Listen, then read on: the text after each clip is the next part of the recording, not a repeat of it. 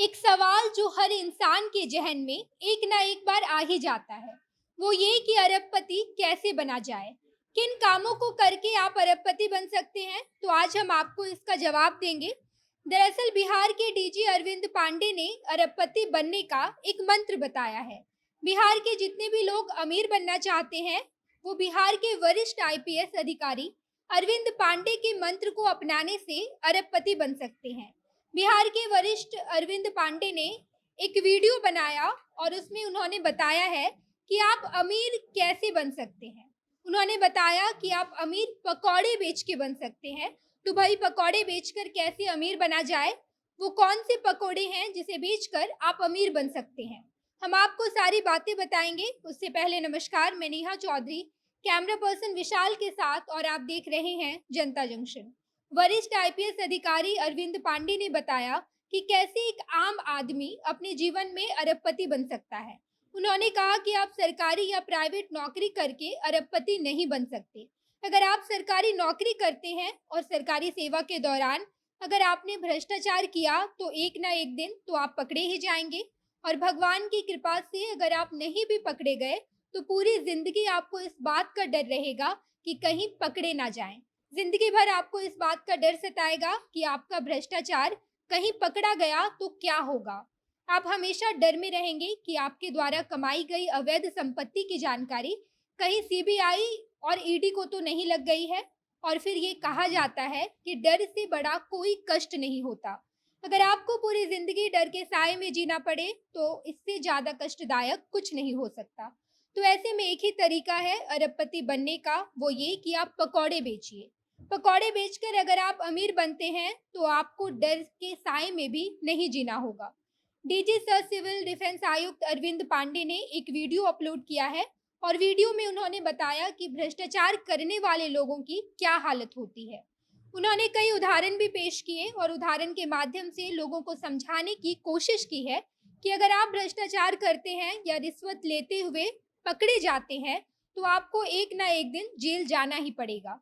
जीवन भर आपको अपनी अवैध संपत्ति को छिपाने के लिए परेशान रहना पड़ेगा।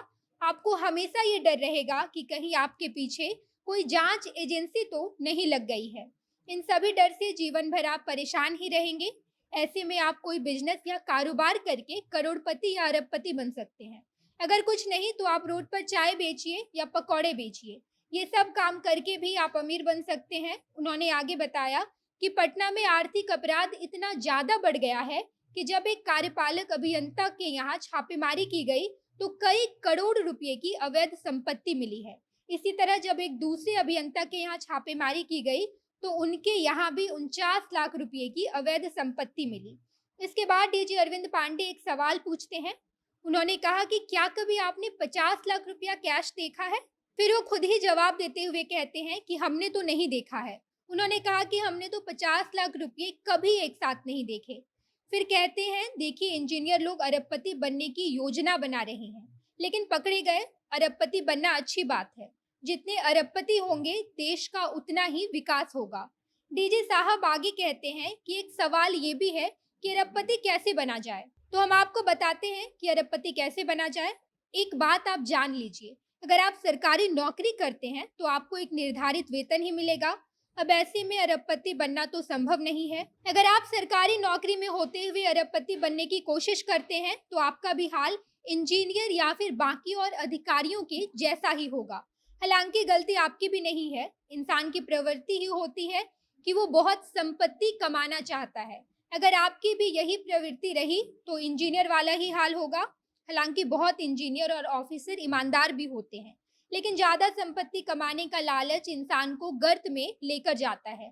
अरविंद पांडे कहते हैं कि अरबपति या करोड़पति बस वही बन सकता है जो निजी व्यवसाय करता है। बहुत सारे ऐसे लोग हैं जिन्होंने छोटे स्तर पर बिजनेस शुरू किया और वो आगे चलकर करोड़पति बन गए। उन्होंने फ्लिपकार्ट का उदाहरण दिया, कहा फ्लिपकार्ट को ही देख लीजिए, आज कितनी बड़ी कंपनी है।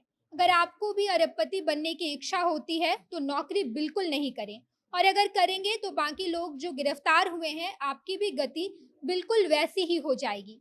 बाकी आप भ्रष्टाचार को खत्म करने के लिए अरविंद पांडे के इस बेहतरीन अंदाज को लेकर क्या सोचते हैं, कमेंट बॉक्स में बताइएगा। आगे की खबरों के लिए जनता जंक्शन देखते रहिए। धन्यवाद।